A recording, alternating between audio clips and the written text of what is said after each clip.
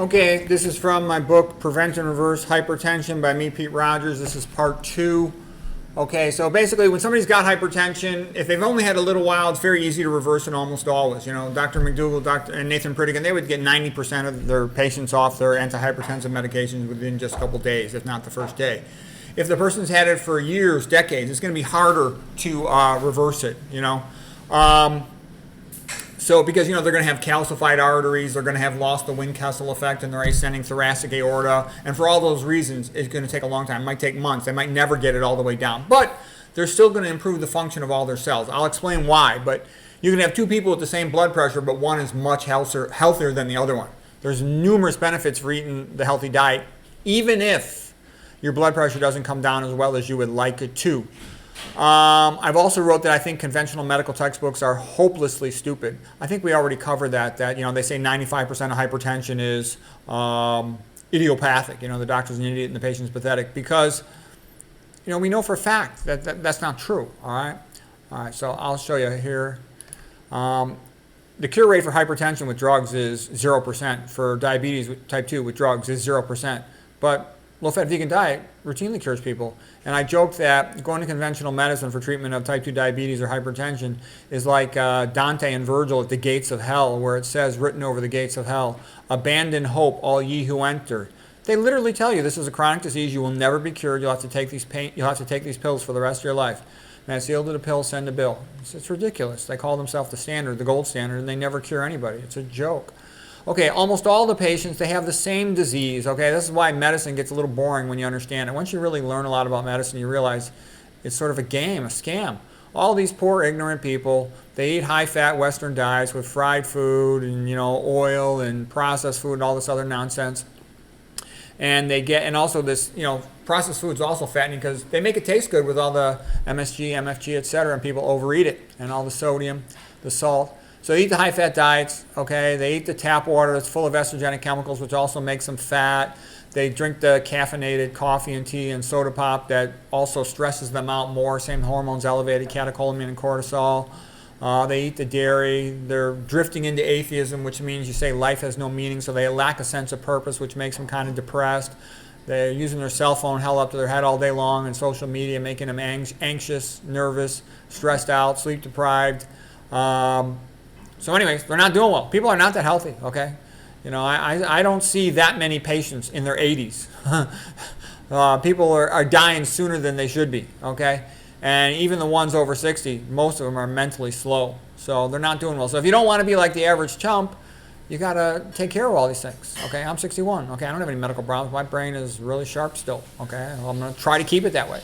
I was really wanted to be a writer, and so I studied all these writers, and I saw many of them had a drop-off in their skill and their productivity after age 65 years of age or so, even 60. So I'm like, gosh, I don't want that to happen to me. So what do? You got to keep the arteries of your brain open, okay? And you got to avoid all the stimulants and all that other stuff, mitochondrial inhibitors. Okay, so anyways, they all have the same diseases. They all have hypertension and diabetes or prediabetes, which predispose to atherosclerosis, coronary artery disease, and cerebrovascular disease, atherosclerosis, and then atherosclerosis in their brain, as well as overtreating their hypertension and injuring the arteries in their brain from their hypertension and from their diabetes, and then their sleep apnea, and all the other chemical things I talked about with my supply and demand theory of dementia. They're just fat, sick, and stupid, you know. Like the Animal House movie, fat, sick, and stupid is no way to go through life. I mean, there's some things you can't change. Some things are just luck. But you can easily fix your diet and avoid these toxic chemicals. Okay, what else? They all get the same diseases, all the permutations. They had abdominal pressure syndrome. Then they go to the hospital, and the doctor doesn't know any better, just drugs the crap out of them. It's pretty routine. The patient's on 10, 20 drugs. Drugs don't work. Then they go for surgery. Chop. Surgeries don't work. Pain, poverty, misery, hassle, early death. Okay, that's what I see all the time. That's how it is in all the Western hospitals. Okay, this is known. Everybody just takes it for granted. Patients are not supposed to get better. They're just supposed to deteriorate.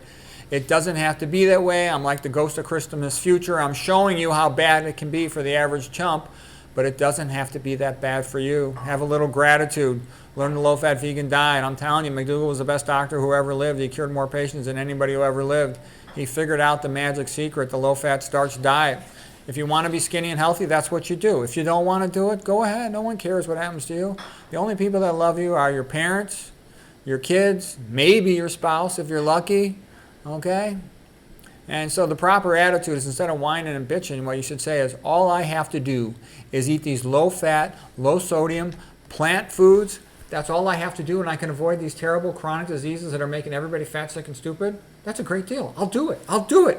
I'll do it. Okay, like I said, conventional medical books say 95% of hypertension is essential of unknown cause. Ridiculous. Okay. And they do that so they can just, because if they told the truth that you can just cure these patients with a low-fat vegan diet, they'd lose a lot of money. Okay, and then here's some things like doctors will say to me. Internal medicine doctor said this to me. He said, it's effing ridiculous that Walter Kempner was treating patients with this low-fat vegan diet back in the 1940s and 50s, and he's got much better results than we do in 2025. Yeah, that is the case. Okay, here's a picture just to sort of summarize what's going on. The patients are basically in what I would call the pit of doom. They have zero chance of getting better. They never get better with pills, and they almost all just take pills, okay? And so, you know, they're functional, illiterate, conformists, trusting proles. They go to the authority figure doctor, who, you know, a clown with a stethoscope who just gives them drugs, doesn't know how to help themselves, probably is hypertensive and diabetic, pre-diabetic themselves. And it's always raining, it's always sad, they never get better, and that's the pit of doom, okay? And then here's the unusual smart prole who decides they want to do better than that. They say, screw this drug stuff. I'm going to learn how to help myself. The patient's the one with the power. They can change their diet. They can exercise. They can avoid the toxins. And that's what the internal medicine doctors tell me. The patients don't realize they're the one who have the power. Whether or not they get better is up to them. They choose what to eat. They choose whether or not to drink alcohol, whether or not to smoke, whether or not to ingest caffeine. Okay? So, low-fat vegan diet, quit the alcohol, tobacco, caffeine, MJ, get some exercise, get some sun, have religion, have a purpose in your life, get your sleep, study nutrition on your own, and you're probably going to make a dramatic improvement. Dramatic improvement. So there it is. That's how you escape the pit of doom. Okay, that's it for today. Hope it was helpful.